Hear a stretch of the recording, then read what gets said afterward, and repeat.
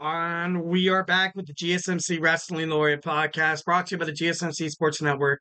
I'm your host, Eric Rodriguez, every Monday through Friday, 11 p.m. Eastern Time, 8 p.m. Pacific Time on the GSMC Sports Network, talking all things professional wrestling. So make sure you tune into that. Just kind of reflect on what we talked about real quick. We had our AEW Dynamite 250 review. We also have my Thursday night wrestling preview. We step into the ring of TNA and also the world of Ring of Honor to bring you all the coolest wrestling news, all the breaking news, all the potential storylines, all the matches, especially heading toward TNA Slammiversary, which we are going to cover in our fourth segment. But so let's go ahead and jump on into our third segment.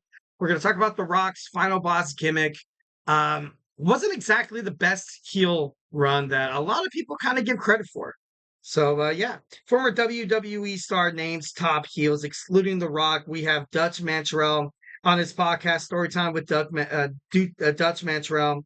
He kind of laid out his criteria for, what's a heel? What's a heel? He said and I quote, he said, a great heel.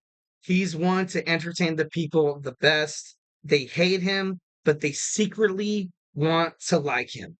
And of course, he was talking about the exclusion of The Rock. He had his top 10, but just gonna get on into it. Like, if you think about once when The Rock came back, they had this, obviously he didn't come back as a heel.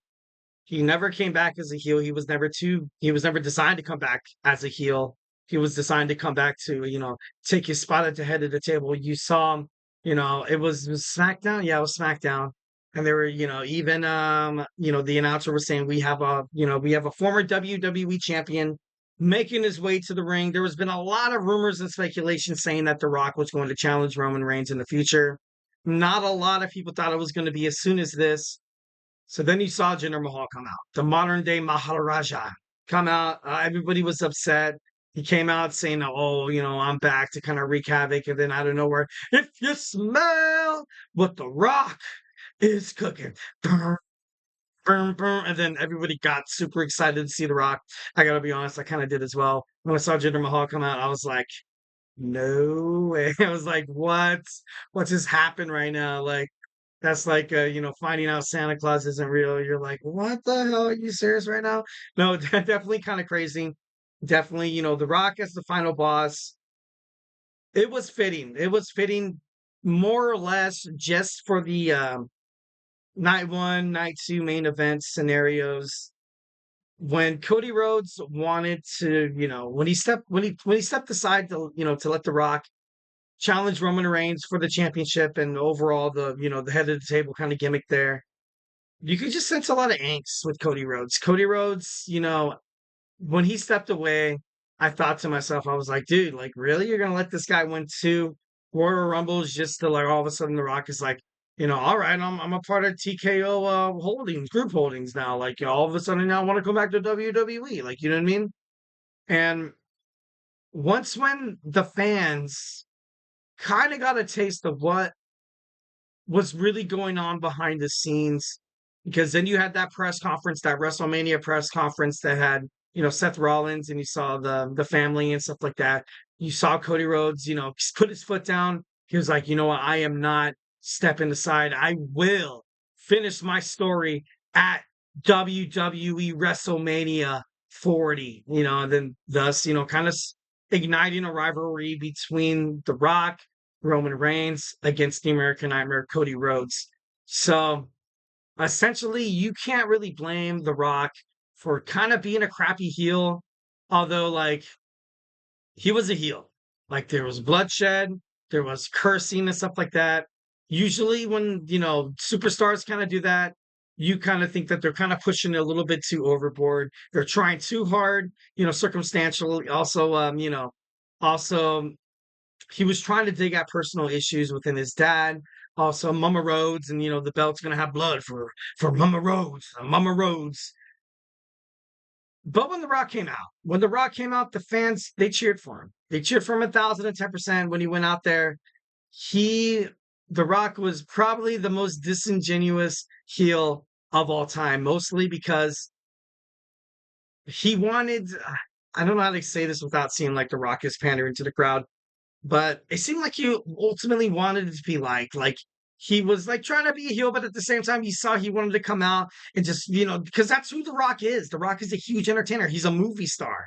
He for crying out loud. Like he wants to go out there. He wants to, heighten up the crowd because whenever The Rock comes back to WWE, you know that the WWE universe is going to be on The Rock's side 110% of the time. Like when he came back against John Cena, they were behind his back. They were on The Rock's back immediately. They wanted The Rock to head boots to asses, dethrone John Cena walking around with his colored shirts like a goddamn bowl of Fruity Pebbles.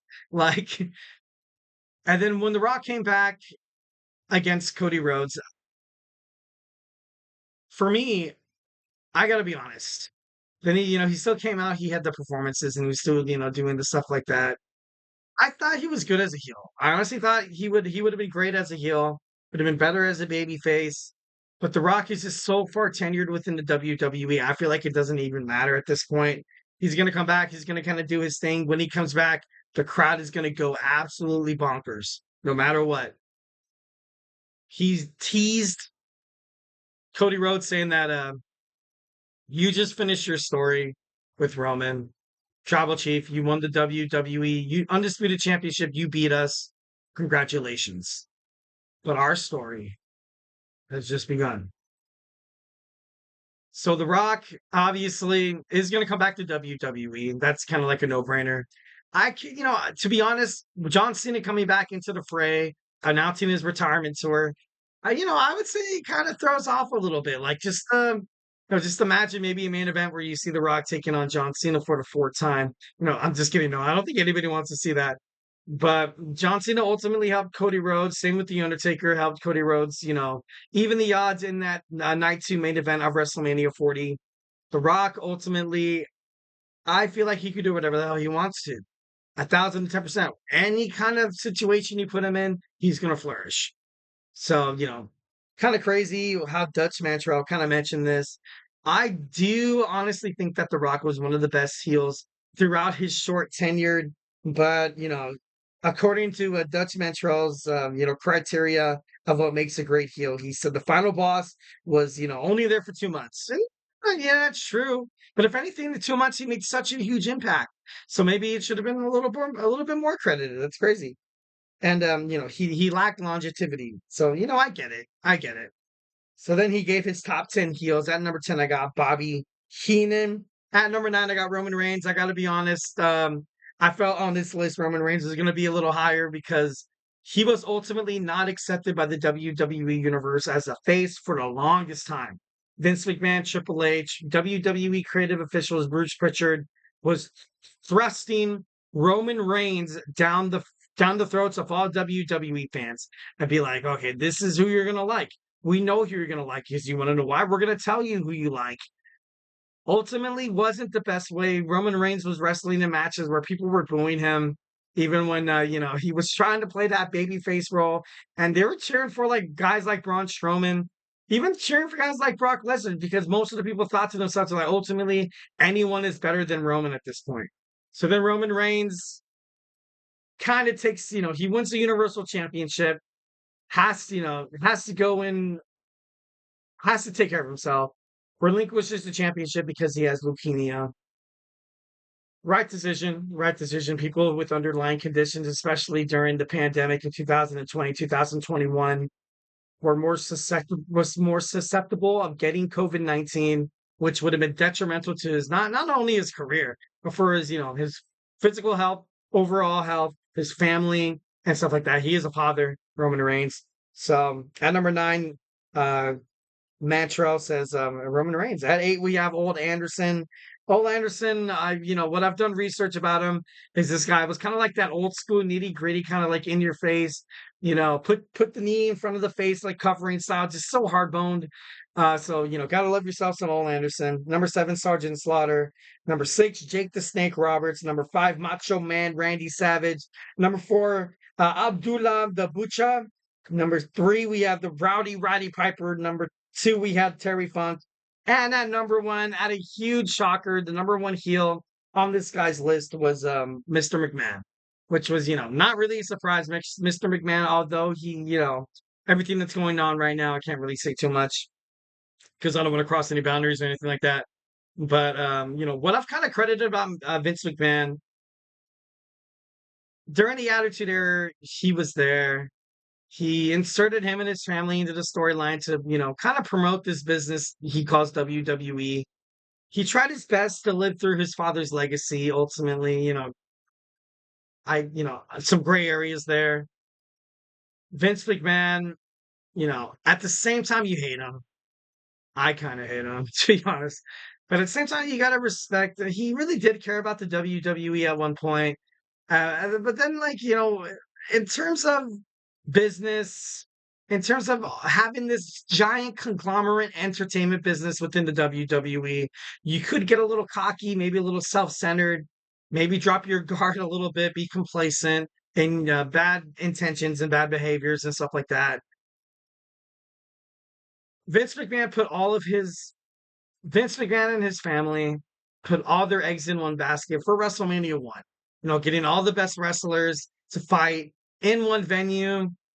And, it birthed WrestleMania. It helped the WWE, WWF kind of, bounce into the conglomerate it is today. So, like I said, I have mixed feelings about Mr. McMahon, but, as one of the top heels in wrestling history, I got to agree that Mr. McMahon was definitely one of them. 1,010%.